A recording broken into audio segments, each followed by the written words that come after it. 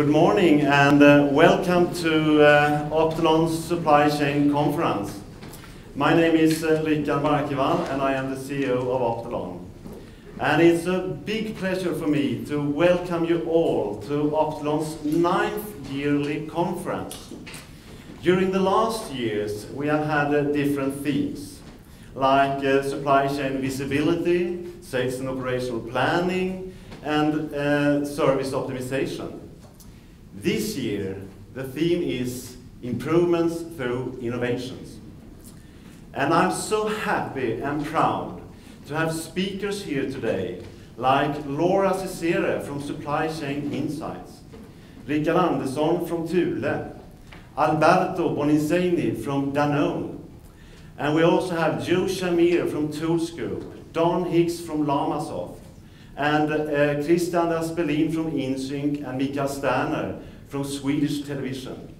And then we also have Emily Raba from Tetra Pak, and finally Peter Carlson from Tesla Motors. Give them a warm welcome.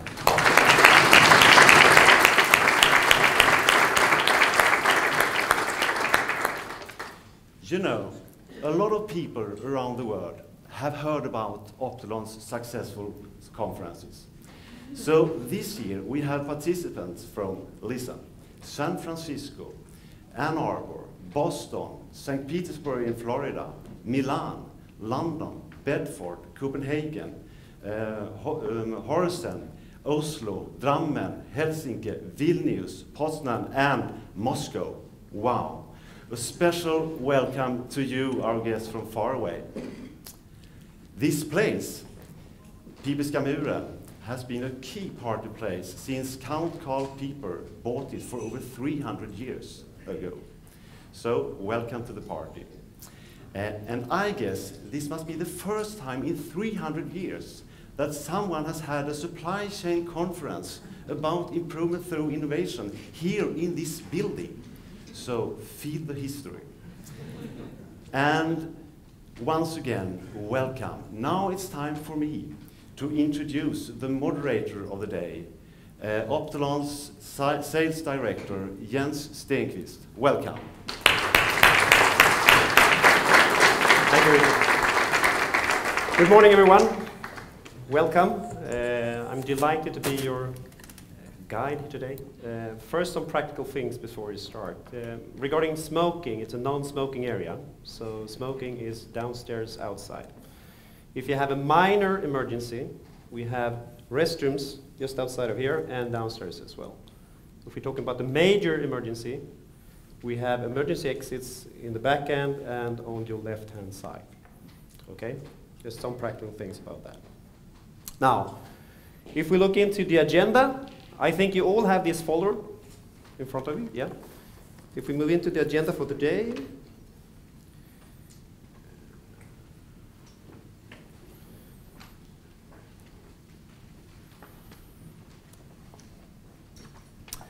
you will see that after lunch we have separate parallel sessions, meaning that we will divide the group into different sessions. Now in this building, or here in this room, Mr. Don Hicks will be. Upstairs in the large ballroom, we will have Mr. Joe Shamir. We will have Mr. Christian Aspelin here in front on your left-hand side, and Mikael Sterner from SVT in the back on your left-hand side. Mikael Sterner is the only one that has a presentation in Swedish, just for your knowledge. And I mean, the theme, as Richard mentioned here, is improvements through innovations. And could we find a better sort of symbol for that than the Tesla cars? And as you probably saw this morning, we have it parked just outside.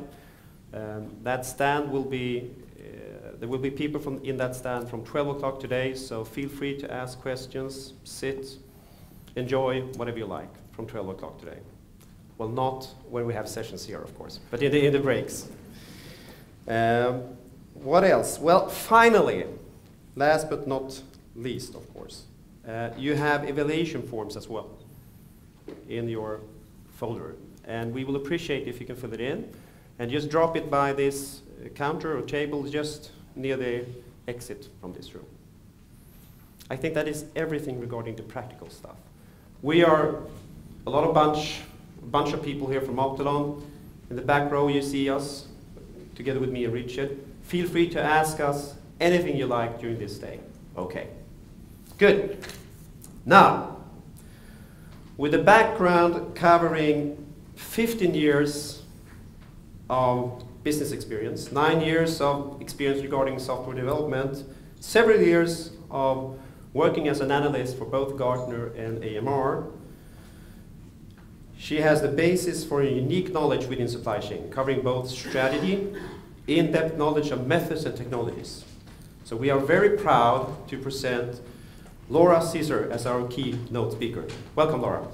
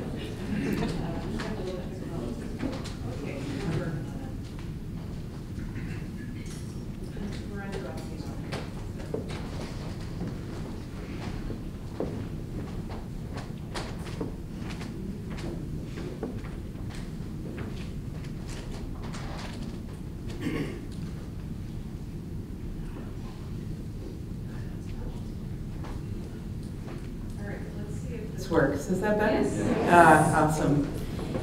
So my name is Lora Cecere, and I love supply chain. And I wanted to write a book last year on the 30th anniversary of supply chain. I have written for over 10 years about supply chain, and I believe that on the 30th anniversary of Source, Make, and Deliver being put together and called supply chain, there needed to be a book around the history of supply chain, and I wanted it to be a celebratory book. I wanted to really brag about the first generation of supply chain pioneers and all that we had done to improve the supply chain. But as I sat at my kitchen table to write this book, I couldn't write a celebratory book. I'd worked with over 600 companies, and while I thought they had used the supply chain to improve the balance sheet, when I looked at the balance sheet, I didn't see progress. You know, I'd gone to conference after conference where people had stood on the stage and they had bragged about saving cost, improving inventory, and really driving value. But when I looked at balance sheets, what I saw was 9 out of 10 companies were stuck. They'd either made progress in inventory turns or they had made progress in operating margin, and that really the progress had started to stall with the recession in about 2007. And I was troubled by that. I was really deeply troubled by that. Number one, I had a book due to the editor, and I was like, okay, what am I going to write about now? But secondly, I wanted to really supercharge the supply chain. So I talked to my editor, and the editor said, well, could you write this book and never use the word supply chain? And I'm like, it's the book about supply chain on the 30th anniversary. And she's like, yeah, but supply chain is so boring, right? And it went right to my heart. I'm like, how have we made supply chain so boring, right? When you think about supply chain, we use our own language, like wonk, wonk, wonk, like acronyms, right? And we talk our own language. And so I really believe supply chain should be about business. I think it should be the fiber of how companies excel in markets. And so I wrote this book, but it wasn't the book that I wanted to write. And this year, I will publish the book that I wanted to write, which is called Metrics That Matter. And in the book, Metrics That Matter, I take a hard look at what defines supply chain excellence. It's been a 2-year research project that I want to really share some insights with you about today. In the book, Metrics That Matter, which is in the middle here, and this is not a plug for the book, but to tell you a little bit about the story, because it gives you some context about me. What I did was I built a database of 20 years of supply chain financial ratios. Financial ratios allow me to compare big companies versus little companies and allows me to compare cross-currency. And I wanted to develop a methodology that would help people to define supply chain excellence because I was really troubled that supply chains were stuck. So let me tell you about the challenge. Today I'm going to define the challenge. I'm then going to define supply chain excellence. And then I'm going to give you 7 ideas of innovation that I think can help to unstick the supply chain, to supercharge it, so to speak. But let's start with the story. So today, when I go and I talk to business executives, they talk about these challenges. Number 1, leaders and companies really do not understand supply chain. The supply chain is a complex system with complex processes with increasing complexity. One of the major reasons that 9 out of 10 companies are stuck is complexity has risen in the organization, either through product proliferation or changes in services, and people don't have a good way to measure complexity and to keep the supply chain in balance. The second issue is that we are on the 2nd generation of technologies, and people aren't very happy with them. We see that data checks into the technologies, but we can't get data out very easily. And in fact, the number 1 system for planning right now, unfortunately, is an Excel spreadsheet. And one of the things I want to be sure you know is you can't model the supply chain very effectively in an Excel spreadsheet because of the nonlinear relationships of the metrics. So as people in the audience sit here, they're facing these challenges. It's a lot like Hotel California for the data. It checks in, but it doesn't check out. And people ask me to talk all the time to supply chain executives about why it matters. So let's talk a little bit about why it matters. I believe that supply chain effectiveness drives competitiveness, drives growth, and opens up new opportunities. Recently, I'm publishing a report called the Top 15 Supply Chains to Admire. I took all publicly held companies. I looked at which supply chains had done the best at operating margin, inventory turns, return on invested capital, and who was outperforming the peer group, and I'm going to tell you about that.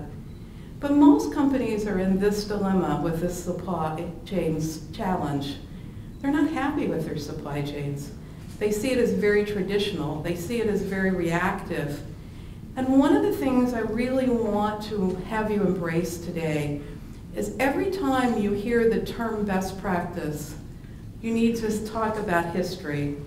And we need to define the supply chain going forward very differently because most companies are stuck. They're feeling a lot like this slide with metaphors of traditional, reactive, inside out, not outside in. So why is this the case? We have a fallacy about functional excellence. Most of the energies today are very focused on really great manufacturing or really great procurement or super excellence in distribution.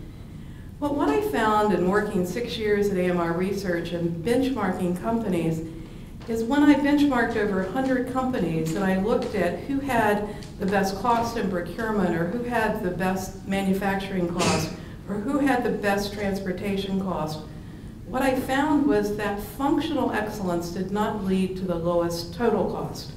And in fact, it's a lot like a triathlete. When a triathlete competes, they don't try to do the best in swimming because they'll sap their strength for the long bike. And they'll make sure that they're good, you know, at being able to run that long marathon at the end of the Ironman. Our functions have got to be orchestrated end to end. And sometimes that means to have the best cost, I've got to give up some cost in procurement. I can't have the lowest cost when I procure because I have to look at total cost. But most companies can't see total cost. In fact, only 8% of companies today are comfortable with their ability to really have cost information because we haven't built the supply chain for that. So one of the learnings I'd like for you to have this morning is the functional supply chain. One that's really focused on functional excellence does not win on the balance sheet. The second thing I'd like for you to learn about the challenge is the organization is not naturally aligned. When I do research, I ask companies, how important is it for you to work with another function, and what is the gap? And you can see here that, you're probably not surprised, sales and operations have the greatest gap. Closing that gap organizationally is very important for driving inventory turns. The supply chain group feels this lack of alignment more than any other group within the company because they're trying to look end to end. When we look at the finance group, they don't feel this gap, right? They think everybody's doing pretty well. And when we look at the IT group, they think that they over-deliver and there are no issues, right? So this group called supply chain is sitting here seeing this alignment issue, trying to get executive leadership to understand, and we're stuck. And so how do we get unstuck? Well, first of all, I think we've got to recognize the issues, and we've got to help boards to understand the issues. Corporate social responsibility and the ability for the supply chain to save the planet is really our challenge. And when we look at corporate social responsibility today, 92% of companies have a great corporate social responsibility document. We're very proud of it. And over 70% of companies take these claims to marketing. Perhaps it's recyclable. Perhaps it's something that saves the planet with water. But only 20% of companies are really owning the end-to-end supply chain, and 65% of non-renewable resources are in the extended supply chain. So when we think about end-to-end, we have a new opportunity at the executive level to knock on their door and talk about how the supply chain can deliver on corporate social responsibility objectives and perhaps open up new marketing opportunities. The other opportunity is, can we use sales and operations planning to improve inventory and drive alignment? Most companies are out of balance. When I go in and I talk to a company about S&OP, I say, what is your goal? And are you balanced? Do you have the balance between S, or go-to-market strategies, and the OP? And you can see most companies are not balanced. And in fact, we see that 68% of companies are out of balance. Why does that matter? Well, in our research, we are taking quantitative data and we're connecting it to financial data. And when we look at companies that say that they're balanced in S&OP, we find that there's a 10% improvement in inventory turns. Now, 10% is a lot today. And I hear a lot of people talking about inventory and they're very frustrated. They can't make improvement. But a lot of it starts with alignment and driving the alignment end to end. Now, sometimes people think, well, I'll just create a center of excellence. And we'll get there through a center of excellence. But what they don't spend enough time thinking about is, what does excellence mean? Because while almost 1/3 of companies have a supply chain center of excellence, only 56% of companies feel that they do it well. And one of the issues is I don't think we've thought about what is excellence. What drives supply chain excellence? So often I'll go into a company and they'll talk to me about their center of excellence, and I say, how have you defined excellence? And they'll look at me like, aren't you the dumbest gal in the world? I think most companies don't know what excellence is. And I want to help you with that understanding today, because I think you've got to help define it. And not define it like supply chain of yesteryear, but talk about it in the supply chain of tomorrow. Now, as a first-generation supply chain pioneer, I fought to get a sign like this outside of a door in an organization. I grew up in manufacturing. I built early warehouse and distribution systems. But unfortunately, for many companies, the supply chain as a function has become a barrier to really be able to drive alignment and to be able to have an executive discussion. And we see that supply chain organizations come in all flavors. And in fact, this is the typical organizational reporting structure where we've got 6 functions on average reporting through the supply chain organization. But we see the greatest results when manufacturing and procurement report with distribution and transportation together. We see that there is much tighter resiliency and better balance sheet performance. So you might stop and you might say, okay, what have I heard so far? 9 out of 10 companies are stuck. We haven't spent enough time defining excellence. We haven't held ourselves accountable for the balance sheet. Executives don't understand supply chain. We've made it pretty boring. So let's start on the journey of what is supply chain excellence. In writing the first book, I thought a lot about this concept. The supply chain is a complex system with complex processes with increasing complexity. Most executives understand the complexity, but they don't understand the complex processes, and I don't think we manage it as a complex system. I'm a chemical engineer. I had to take system theory. In fact, I was so lucky I got to take it twice, right? And so as we think about complex systems and complex theory, what I've found is these are tightly interwoven, nonlinear relationships. And we have to really shake the understanding that through the generations of investment in technology, because we've invested 1.7% of our revenue in technology, many people believe that we have made great progress on operating margin and inventory turns. We have not. The charts do not look like this. And that surprised me, and I'm going to share with you some of those results. Because I believe that if we did it well, that our supply chains would be resilient and predictable, that they'd be balanced across a set of metrics, and they would show year-over-year strength. But I don't see this in the balance sheet. And if we look at the metrics and the balance of this complex system, I think we've got to consciously design the supply chain for growth, year-over-year growth. How does the supply chain become the engine of growth? I think we have to design the supply chain for profitability, and I think we've got to design for the intersection of profitability and cycles and manage complexity. Let's do a litmus test of how we've done. If we look across the industries, what you can see is that we have improved revenue per employee across the last decade. Give ourselves a pat on the back. What we've not done is translate that into margin. We've made a very efficient supply chain that is not very effective.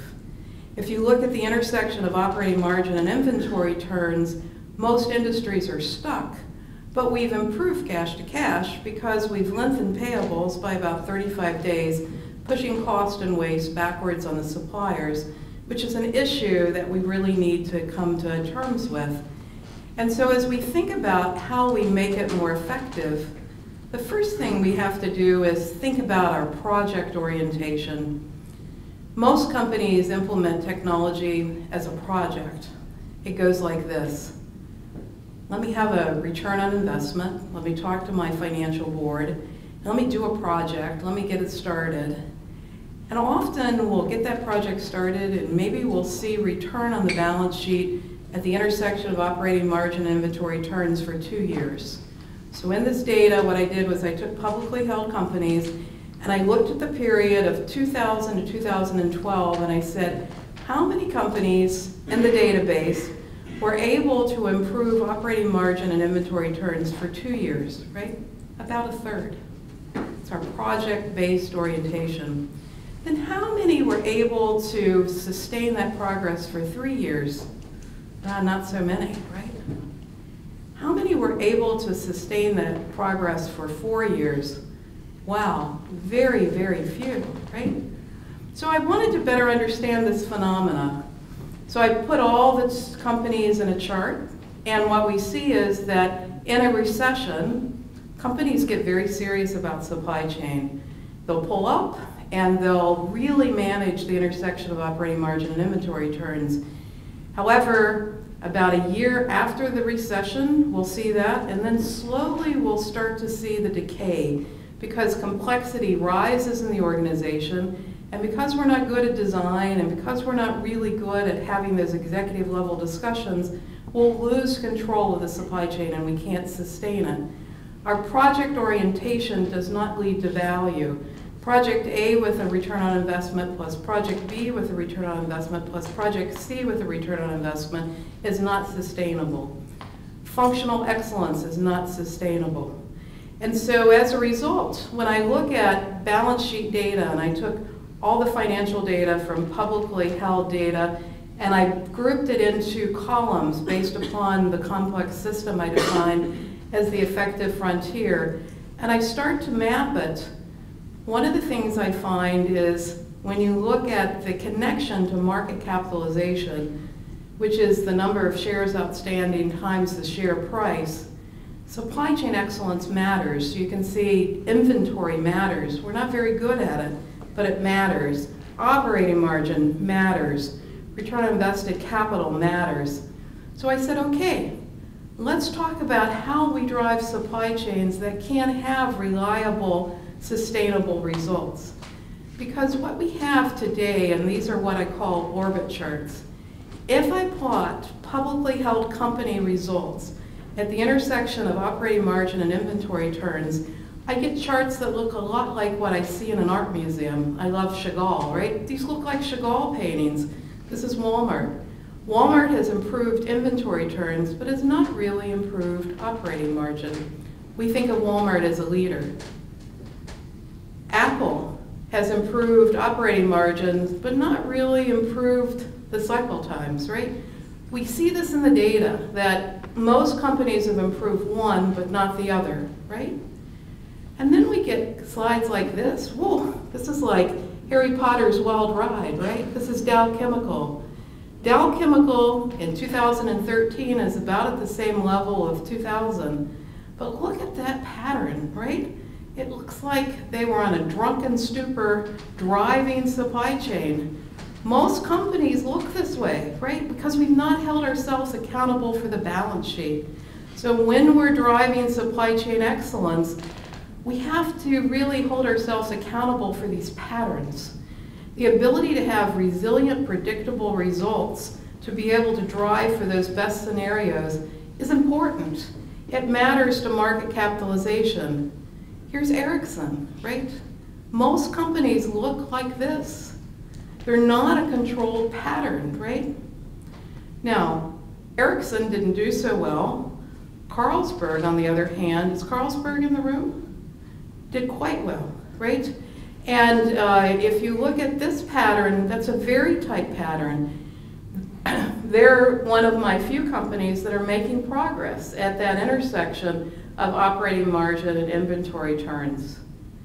So you don't want it to look like this, right? This is Philips versus Ericsson, right? Out of control. We have a system out of control. You want it to look more like this. This is Carlsberg versus Heineken. So one of the things I'd like you to do is go home and plot. How have you done at the intersection of operating margin and inventory turns? Are you making progress? Are you driving resilient, predictable results? can you have a board level presentation about that and how supply chain makes a difference? And if you want to see all of the orbit charts I've done them all by industry. All of these reports are available on SlideShare. Download them. If you want me to do your orbit charts, I'd be glad to do that for you. But hold yourself accountable for these results. Because I think it matters. I think supply chain excellence is performance plus improvement. Now that sounds simple, but I've spent 2 years of researching it. So what I did was I said, I need a way to say, are supply chains making improvement on these crazy patterns of orbit charts? Which ones are driving improvement? So I built a methodology called the Supply Chain Index that looks at the intersection of the orbit charts at growth and return on invested capital, operating margin and inventory turns. And for all publicly held companies, I calculated what I call the Supply Chain Index, which is a measurement of, are these companies making improvement at these intersections in this complex system? 9 out of 10 companies are not. So while we talk about best practices, while we talk about supply chain excellence, I don't think we've defined it well enough. I don't think we've held ourselves accountable to the balance sheet. I think we've got to be business leaders and drive that level of understanding. So in the Supply Chain Index, what we do is we calculate 3 factors. Are companies making progress at the intersection of growth and return on invested capital? Are they making progress at the intersection of inventory and operating margin? And how tight is that pattern? Is it that wild swing like Dow, or is it that tight pattern like you saw with Carlsberg? Because I believe that tight pattern with continuous improvement should be what we're all about. And the way we calculate resiliency is we calculate the tightness of the pattern. And to give you an idea, not all industries are created equally. So when we look at the industries, medical device industry is very tight, but not strong. They're not making a lot of improvement. Consumer packaged goods is both strong and resilient, but many of them are stuck because we're on the 2nd generation of technologies and we're ready for a leapfrog there. Food is next, a little less resilient. And then at the bottom of the list, we have the high-tech and electronics, communications, contract manufacturing, and it's these supply chains that I think we've really got to rethink because of the resiliency and the swings of the pattern. So let's apply the methodology. Here's a group of companies, they're food companies, right? If we look at the averages, which is performance in my model, and we look at the index, 27 companies were studied. The index says for that time period who actually performed the best on the orbit charts, and the averages tell me performance. Who do you think did supply chain the best on this chart? I can tell you who did it worst is Kellogg. 3 consecutive failed ERP implementations, real loss of share to General Mills. 14th improvement out of 21 companies. Not something to be proud of. Let's talk about Campbell's, right? Campbell's made a mistake in their last implementation of SAP. They tried to do it too fast. They were understaffed, right? And they took the results and they destroyed value. But who did it the best, right? This is not easy, and we've got to define this for the balance sheet for the executive teams. So I give the award to General Mills. Let's talk about General Mills. General Mills is one of the best users of network design that I know of. They have over 25 people. They actively design the supply chain. Most companies make the mistake of inheriting their supply chains. I think it's pretty funny because when I was a chemical engineering student, we spent 3 years designing factories, but most people inherit their supply chains. The other thing is General Mills is probably one of the best companies on supply chain planning. They take it seriously, and they've worked really end to end. Now, when you look at these numbers, you're going to see that operating margin, inventory turns, return on invested capital, they're not really high in any one of them, right? What they're doing is they're above the peer group and they're making progress. I believe that's supply chain excellence. I think we throw the supply chain out of balance when we go after one metric and we can't raise the potential of the supply chain. So, let's think differently. I come to you today to say that executives don't understand supply chain. We're 30 years into it, and I think we've got a lot more to think about what defines supply chain excellence. I think we've got to hold ourselves accountable for business results. The supply chain can't be a function. But today we're on the dawn of what I call the third act, the third generation of supply chain. We have the ability to redefine it and to think differently. And I'm going to give you 7 ways for you to drive new energy and spark innovation in your companies, to unstick your supply chain. The first is intentional design. Last night, Don Hicks and I had a great glass of wine, and we were talking about intentional design. And I'll often go into groups and we'll talk about network design, and instantly people will think about where should they have factories and where should they have distribution centers. But that's not what I'm talking about here. I'm talking about the design of flows. The supply chain is about rhythms and cycles and the forward-facing flows, while finance is about transaction and backward-looking. Intentional design is about the design of flows. In the supply chain, we have 2 buffers. Demand and supply volatility is increasing. We have 2 buffers.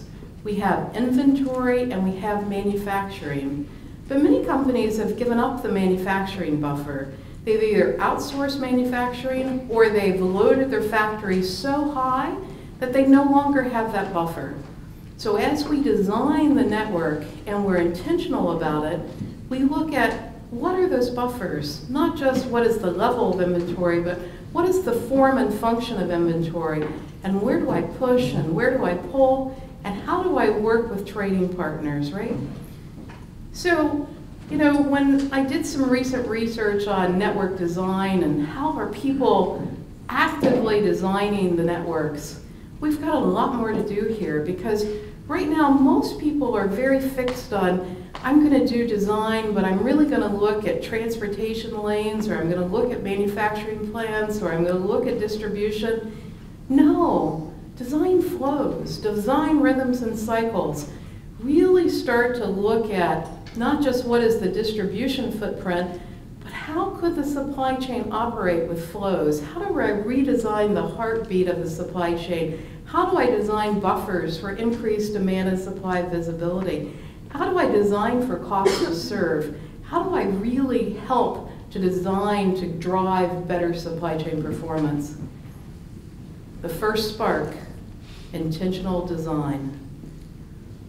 Intentional design in the companies to admire, and the report that I've just done, is pervasive. In the top 15 companies that I admire, they do network design or intentionally design, not just where the bricks and mortar are, but the flows of the supply chain, the postponement strategy, the buffer strategies, and they think about it differently.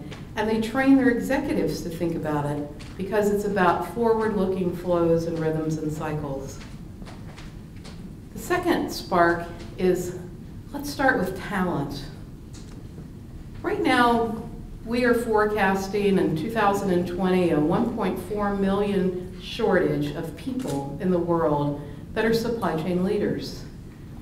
And when I look at the current statistics around talent, this is from a recent study I did, 3 times more companies say they do badly on talent development than they do it well. Oh my gosh, what a statement for us, right? That they'll openly admit that they're not doing well on talent development. In fact, we've had supply chains for 30 years, but We've only had supply chain HR functions for about 6.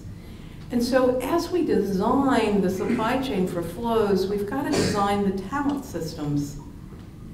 And one of the largest challenges when we look at where are people within organizations, within supply chain feeling pain, if you look at the challenges, it's how do we change these mindsets? How do we change these concrete mindsets that are so encased in believing we have best practices, and so encased that believing that I open up a box of software and out pops a wonderful supply chain, so encased in functional excellence that we can drive these differences. What we have to do is we have to create this next generation of talent, because we've got a mid-management talent crisis. What do I mean by mid-management? Well, most people have talent programs for entry-level employees, or maybe for their high performers. But this lump of people in the middle that are kind of stuck here between executives that don't quite understand supply chains and believing that they've got best practices, they need to be able to live in organizations that allow them to think differently. Because if not, we're going to churn employees. This is a slide about where are we seeing the greatest pain. It's with planners. It's with demand planners, S&OP planners, supply planners. It's not with transportation and distribution. It's the people that understand analytics, that understand these business processes. And so as we think about the development of talent, we've got to create a place where these people can drive improvement but also feel rewarded. Last night I wrote a blog post and it's called, "Have you given your planners some love today?" Many times people in the demand planning role don't feel very loved, right? You know, I had a guy the other day say to me, you know, my boss told me to just go improve the plan because he didn't like my mean absolute percent error, right? He didn't want to hear that the error was rising. Well, in many of our markets, the error is rising. We need to learn to dance with error, right? Most people don't understand planning, but planning makes a difference. So I talked about 2 sparks so far, intentional design and redesigning the workforce. The second thing I want to talk about is digital printing. 3D printing's coming. I believe 3D printing can redefine what's called MRO, or maintenance, repair, and operations parts. At my conference next week, I have a company that's setting up digital printers in the UPS stores in the United States for bearings and bushings so we can print on demand. It's coming. We can also print specialized products on the long tail of the supply chain. It can be anything from novelty items that are printed on demand to chocolate, right? Well, now this sounds like, okay, that sounds interesting, but is that transformational? No. But what if we printed organs, right? Today, people can't get kidneys. This is a professor who's working on biotech 3D printing of human organs. In his hand, he has a baby heart, right? What if we could scan the human cavity so that we can print organs on demand and people would no longer have to wait on lists? In oncology units, what we're starting to see is taking out cells of human tissues so that we can recreate the tumor so we can test drugs, can totally redesign pharmaceutical. I have associates that are working on the redesign of the medical device industry. Today, the medical device industry operates with 3 turns and most of the shoulders and hips and inserts for companies right around in the trunk of the salesperson's car. And when there's an operation, they'll often bring in 2 or 3 knees because they're not sure which one's going to fit. But what if we could scan and we could build a part for the human body on demand? It's going to happen in 5 years. So when we think about biologics, when we think about medical device industry, when we think about maintenance repair, 3D printing's coming. And it can redefine the supply chain. It can redefine the long tail, and it can redefine many major industries. Business intelligence. Often when I talk about business intelligence, people think about better reporting. No, that's not what I want you to talk about. I want you to think about structured and unstructured data and cognitive learning, artificial intelligence. We're on the cusp of the redefinition of business intelligence and supply chain. When I ask companies what really appeals to them, they'll say, big data, and I hate that term, right? Today in supply chain, we don't have data greater than a petabyte. So it's not the volume of data, it's the variety and velocity of data that's going to help us to be able to drive new solutions. They're excited about demand sensing, and I'm going to talk about that next. And data visualization. Remember when I talked about data checks into systems but doesn't check out? So when we think about business intelligence, we have to think about the redefinition of our use of data, structured data, unstructured data, telematics, sensor data. You know, and one of our barriers for really being able to go after new forms of business intelligence is how we're wired to do projects. We're wired to do big projects, but business intelligence projects are small, incremental, test and learn, and you can't have a guaranteed ROI. Because this is such new stuff that I'm going to talk about, you've got to invest in innovation to be able to really start to adopt some of the concepts.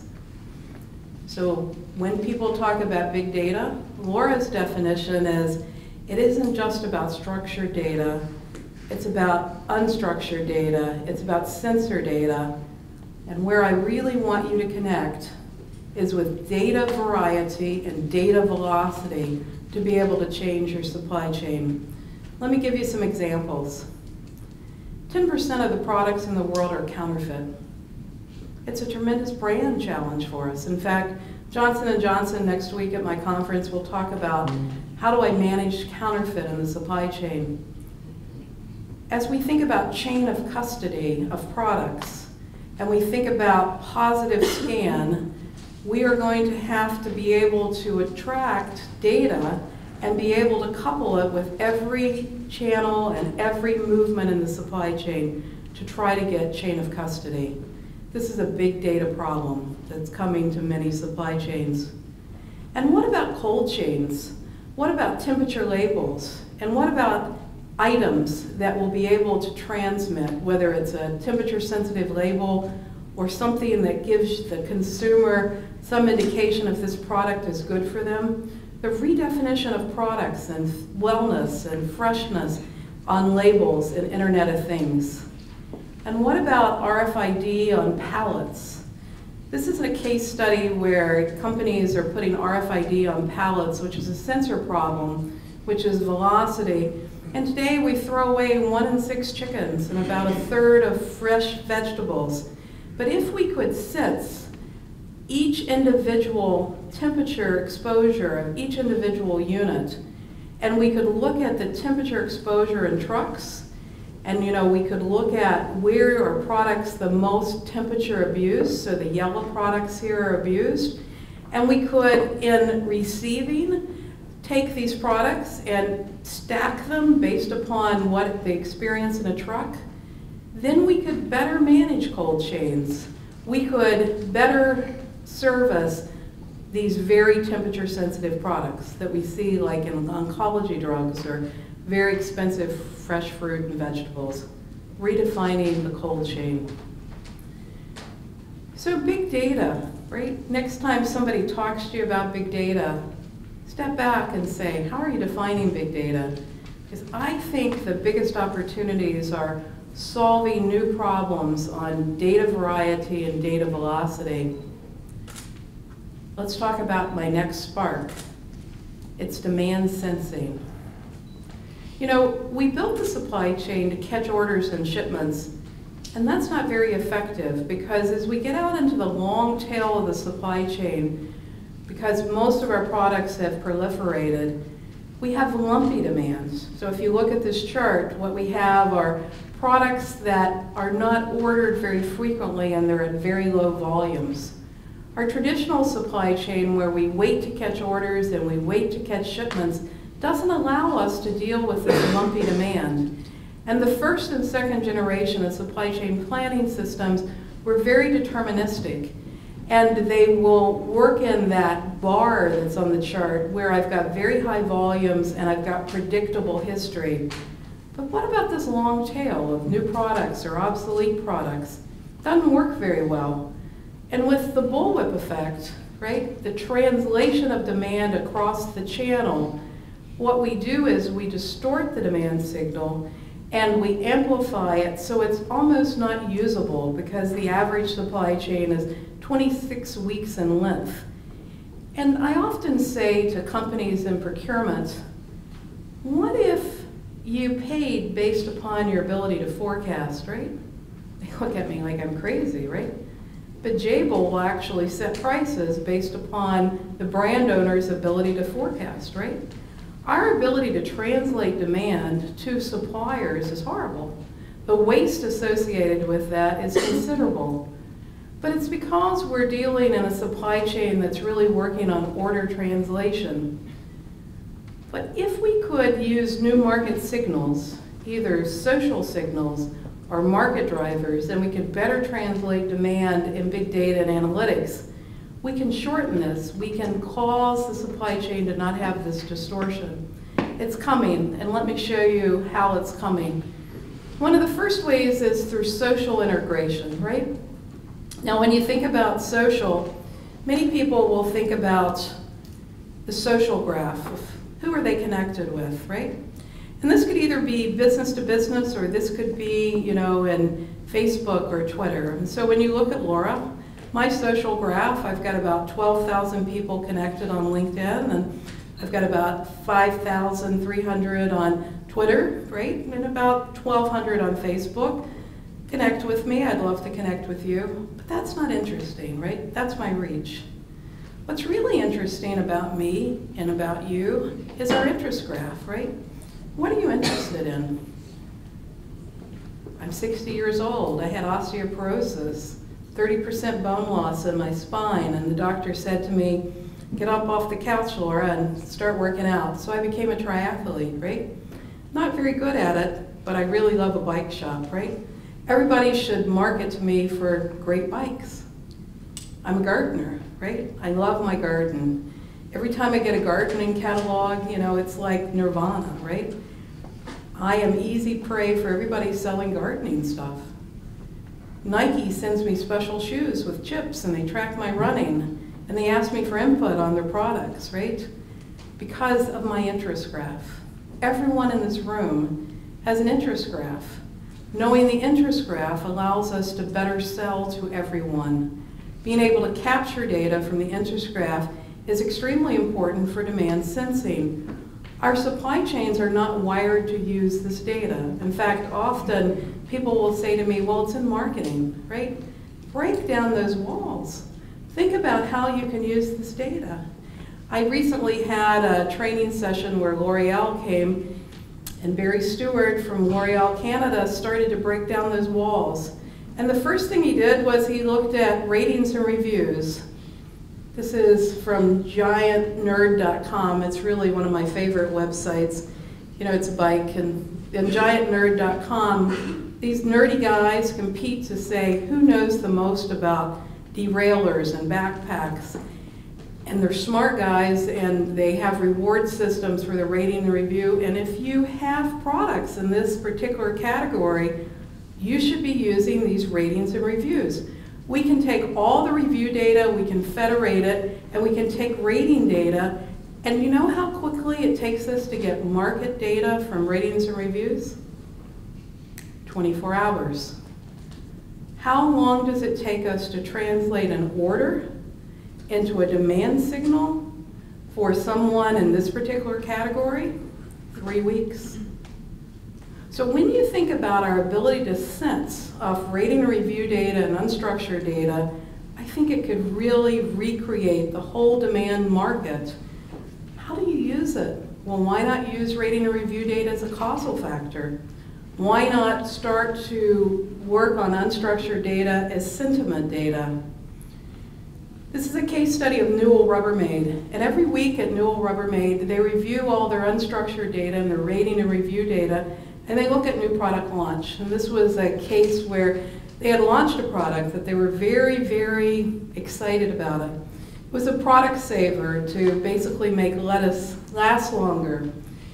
And they'd stuffed the channel, and they called this group together, and it was cross-functional, and they're looking at their unstructured sentiment data, which allows them to see patterns in the unstructured data. And they're looking at the rating and review data, and it's not doing so well. And they scratch their head, why?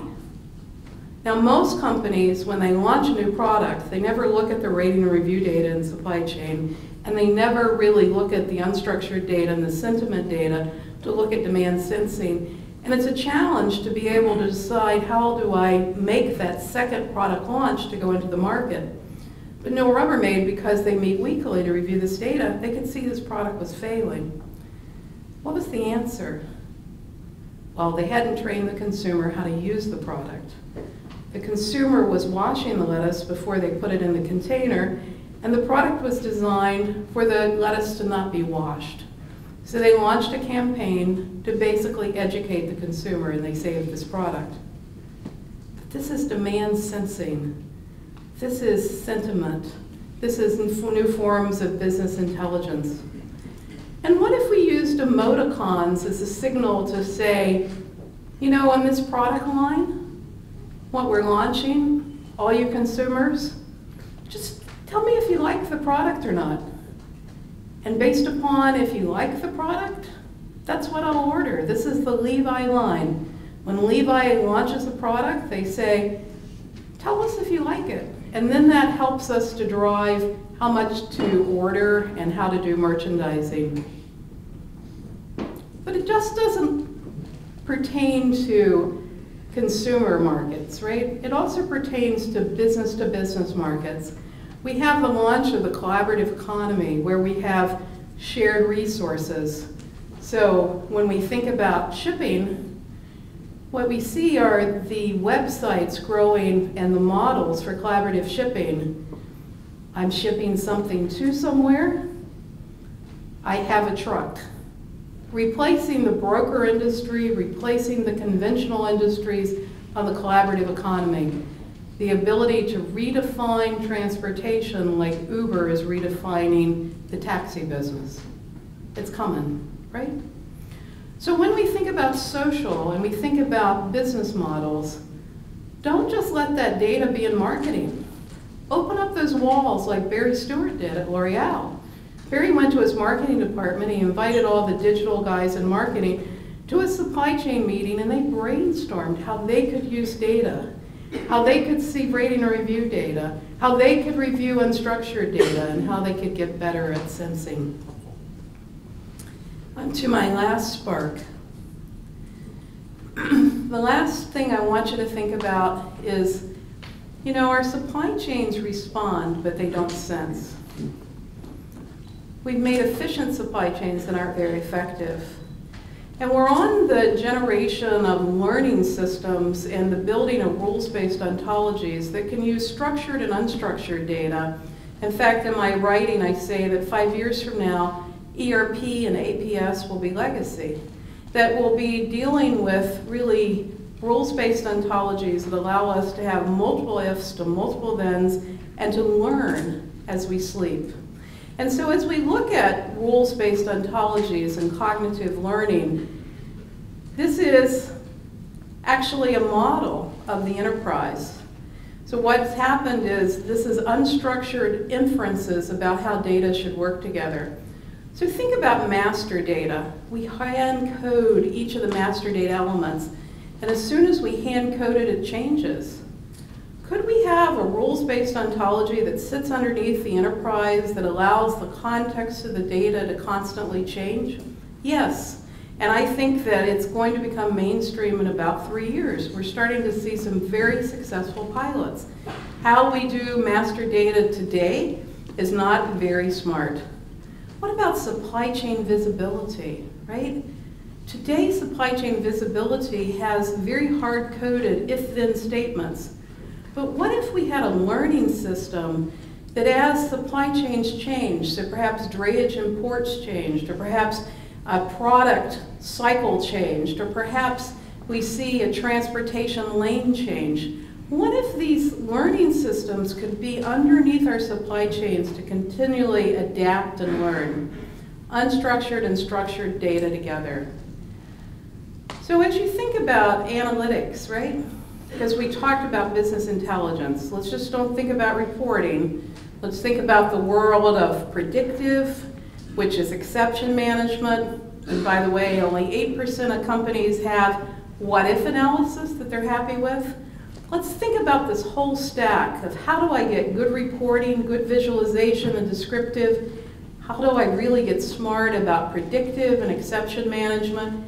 How do I do what-if analysis with sensitivity because I need to learn to dance in this world of high demand and supply volatility? And how do I build learning systems? Now, I'm not saying go rush right out today and ask your friendly vendors for learning systems, because they're evolving, and today they're only for early adopters. But keep your mind open. And I say stabilize your investment in ERP and conventional APS, because we're on the dawn of a revolution in supply chain. We need it. 9 out of 10 companies are stuck. Most companies don't know how to get unstuck. Most companies have not defined supply chain excellence. And so as we think about things like cognitive learning, we can solve new problems. Like, how do we do assortment, right? So this is an example of flavor profiles that's being done by a company called Intera Solutions. And this is a map of the United States. It could be a map of the Nordics. But in regions, people have very strong flavor profiles. But yet we put the same products on every shelf, irrespective if it's a Hispanic market or if it's someone that's Swedish. So could we sense demographics, and could we change assortment based upon demographics that are based upon point of sale data? And this is an example where cognitive learning is changing the assortment based upon demographics and based upon takeaway. The time to do this is days, right? Which drives in assortment to the shelf. And when we look at omni-channel and which products should we have on e-commerce and which products should we have on the shelves and where should we have which products in which market to be able to drive assortment, again, cognitive learning, rules-based ontologies are starting to be used for this. Lots of applicability, but very early and very young. So I'm going to wrap up now. I started talking about today we're supply chain leaders. We can put our shoulders back. We're at 30th anniversary of supply chain. But I hope that you feel my pain when I couldn't write the book to celebrate that we'd done great things on the balance sheet. I hope you can feel my pain because most executives don't know what supply chain excellence is. And I want to ask you to help define supply chain excellence in all your organizations. And so as you think about the world we're living in, I want you to think about this picture. I do a lot of travel, and I often find myself on a moving sidewalk. And if I'm in an airport, I know where I'm going because I've got a boarding pass. And so if I choose to be on the moving sidewalk, I'm going to move faster. But I know where I'm going. But as supply chain leaders, I think we're on a moving sidewalk of old technologies and old thinking, and we're not clear where we're going. And so I really want you to think hard about, do we have best practices or do we have past practices? And do we need to open up our eyes to build new talent, to design the supply chain, to adapt new forms of business intelligence, to use unstructured data, to build customer-centric, and to use 3D printing? It's around the corner. But we can only get there, and we can only drive innovation if we can think first so we can drive adoption. Thank you very much. Thank you, Lora. Do you have any questions for Lora? Do you have a question for me? Yes, I have a question for you. Yeah. Surprise. I was thinking about if we move the the discussion a little bit back in your presentation, I was thinking about I think many of you are excited to hear the future and the trends and so forth. But I think that many of you are also stressed to see that we're sitting here with this functional thinking, no cross-functional team, etc., etc. If you were one of the leading directors in one of these companies that didn't perform too well, and you had 2 actions to make that change, to start that journey, what would you do? Well, I would struggle with 2. Could I give you 5? Yeah, Okay. 5 is okay. I think you've got to build a guiding coalition. The first thing I think you've got to do is look hard at your balance sheet. What have you really done? And I think you've got to challenge yourself about project-oriented, functional, siloed excellence and the translation to value. That's number 1. Number 2, you need to actively design your supply chain. I'm not talking about where the bricks are, I'm talking about the flows. And you need to train your finance organization to appreciate forward-looking flows and the impact on the supply chain. And often it requires visualization so they can see it. You know, supply chain is heady stuff, right? We need to be able to talk the language of finance and help them to be our ally. So I would actively design the supply chain. Third, I would go to my boss and I would try to get some innovation funding, right? I would try to not be so strapped with always having to have a defined ROI, because you're on really the next evolution of supply chain. It's going to require you to test and learn and to do that in small pilots. And I would want to get innovation funding that line of business leaders can use to really drive against something that's important in your business, either digital printing or use of social signals or new product launch. You know, if you need my help, give me a call, but you need innovation funding. You can't just be so strapped and hamstrung by the CIO. But when you pull up the chair to the table and you ask for this money and you convince them that supply chain matters and you put yourself in the seat, you gotta be sure that you can deliver reliability. Supply chain leaders must first deliver reliability before they can ask to do more. So do you have OEE in your factories? Do you have first-time yield? How are you doing on customer service? Make sure that your metrics reward reliability. And then measure cross-functionally end-to-end with 5 metrics. And have these umbrella metrics go across all the functions to really drive alignment. Profitability, inventory cycles, return on invested capital, take that to complexity, right? Customer service, forecast accuracy, simplify your metrics, and manage the supply chain as a system. How did I do? I mean, a very clear answer, I must say. I'm surprised and happy. Thank you. You. Thank you very much for your time here. Thank you very much. Thank you. Give a big hand for Lora. And a little gift, of course, from us to you. Take care.